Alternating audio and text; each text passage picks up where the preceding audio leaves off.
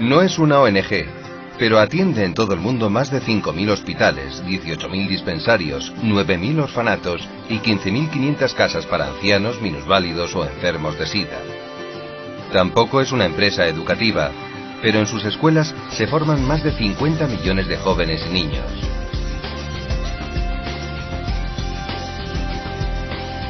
Su finalidad no es la enseñanza, ni el arte, pero ninguna otra institución ha hecho más por propagar la cultura. Se le atribuye el origen de la universidad y del método científico. Gracias a ella, el mundo posee incontables tesoros artísticos.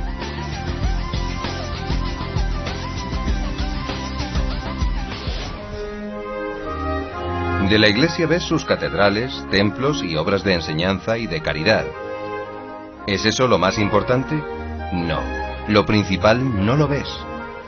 ¿Es algo escondido? No. Es invisible porque es espiritual.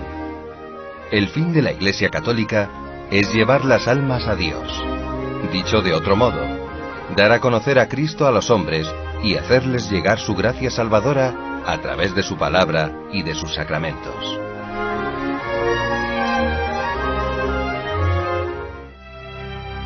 Lo dejó claro Jesucristo cuando mandó a sus apóstoles: Id pues y haced discípulos a todos los pueblos, bautizándolos en el nombre del Padre y del Hijo y del Espíritu Santo, y enseñándoles a guardar todo cuanto os he mandado. Les envía pues a anunciar el Evangelio y les promete no dejarles solos. Cumplió su promesa enviándoles el Espíritu Santo el día de Pentecostés. Desde entonces, la tercera persona de la Trinidad actúa en la Iglesia. Es su principio de unidad y de vida. También Cristo está presente en su Iglesia de una manera especial en los sacramentos. En la Eucaristía se nos entrega como alimento con su cuerpo, su sangre y su divinidad. Pero tal vez tú hayas oído: Cristo sí, pero Iglesia no. ¿No es la Iglesia un invento de los curas?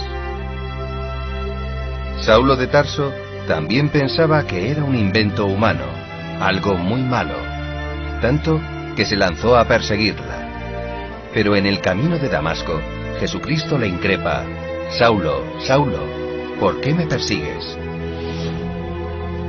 Cristo se identifica con la Iglesia y le hace ver a Pablo que perseguir a la Iglesia es perseguirle a él. Entonces Pablo se convirtió al mismo tiempo a Cristo y a la Iglesia, y la predicó por todo el mundo conocido. Cristo es la cabeza del cuerpo que es la Iglesia. Por eso la Iglesia es santa, porque santa es su cabeza, su fundador, y santo es su fin. Que sus miembros sean hombres pecadores no quita nada a la santidad de la Iglesia. Las faltas de un católico, aunque sea sacerdote o religioso, no pueden atribuirse a la Iglesia, sino a la condición frágil y pecadora del ser humano.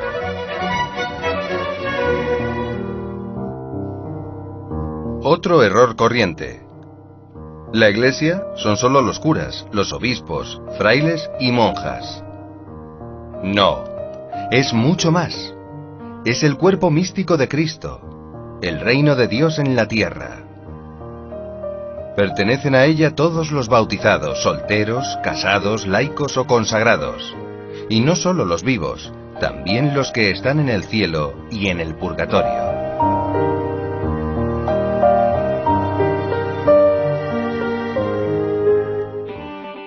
¿Cuándo fundó Cristo la Iglesia? Cuando eligió a Pedro y le dijo: Tú eres Pedro, y sobre esta piedra edificaré mi iglesia. Él fue el primer papa. Entre Jesús y la Iglesia Católica actual hay una continuidad inseparable. Por eso, no es posible encontrar plenamente a Jesús y rechazar a la Iglesia. En ella Cristo depositó los medios para santificarnos y salvarnos.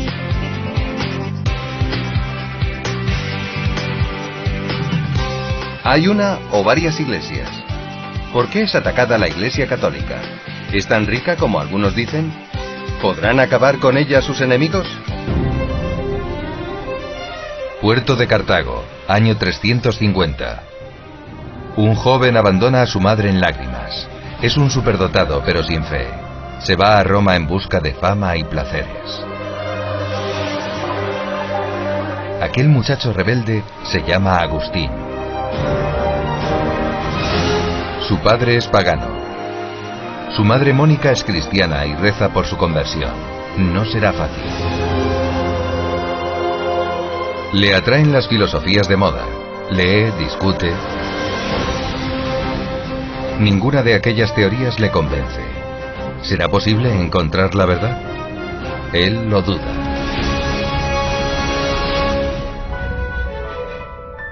Un día en Milán oye a San Ambrosio. Queda deslumbrado. Ahora sí, el cristianismo responde a todas sus preguntas. A duras penas logra dominar sus pasiones y se convierte. Nos lo contará en un libro apasionante, Las Confesiones. Años después, Agustín es ordenado sacerdote y llegará a ser uno de los más grandes padres de la Iglesia. Habla y escribe mucho y bien. Sus obras impulsarán la filosofía y la teología. Será un pilar de la cultura occidental. Él presentía que aquel imperio romano decadente ya no duraría mucho. En el año 430, ya en su lecho de muerte, los vándalos cercan su ciudad, Hipona. ¿Era eso el fin? ¿Sería superior la fuerza de los temibles conquistadores bárbaros al poder de la fe? El cristianismo había sobrevivido a otra prueba peor. Las sangrientas persecuciones de los emperadores romanos. Durante 3 siglos hicieron miles de mártires. Unos murieron en la hoguera antes que renegar de Jesucristo. Otros fueron decapitados, crucificados o echados a los leones en la arena del circo. ¿De dónde sacaban los cristianos de entonces la fuerza para no ceder? De la Eucaristía y de la vida sacramental. Parece extraño, pero lo entenderás cuando estudies lo que son los sacramentos y sus efectos, a primera vista invisibles.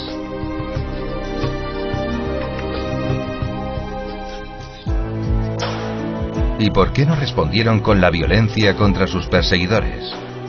¿Iban a hacerlo si su maestro había muerto en la cruz perdonando? Él es un Dios de amor, no de odio. Los cristianos se multiplicaron por la natalidad, sí, pero también por el apostolado de la palabra y del ejemplo. Tenían una ayuda muy poderosa, la fe y la gracia de Dios.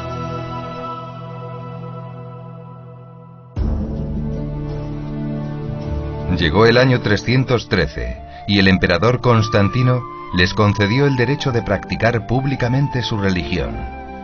Podían dejar las catacumbas y construir sus primeras iglesias. ¿Cómo fue eso? ¿Hubo antes una gran batalla? Vale la pena leer esta parte de la historia.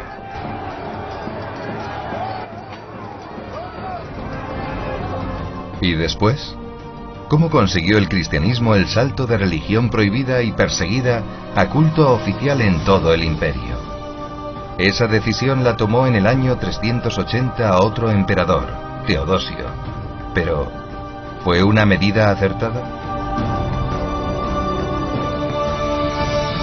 En cualquier caso, con o sin protección del Estado, la Iglesia debía afrontar la tarea de formular con claridad y sin error la doctrina cristiana. Además, dentro del mismo seno de la Iglesia comenzaban a surgir herejías. No eran cuestiones baladíes, afectaban a la fe en la misma persona de Jesucristo o en la Santísima Trinidad.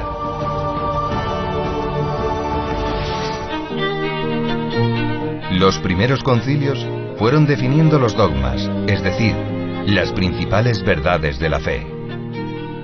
Piensa, ¿podría haberse mantenido la unidad de la Iglesia universal sin la unidad de la fe? ¿En qué hubiera terminado la Iglesia sin defensores de la fe como San Agustín y sin la definición de los dogmas que hicieron los primeros concilios?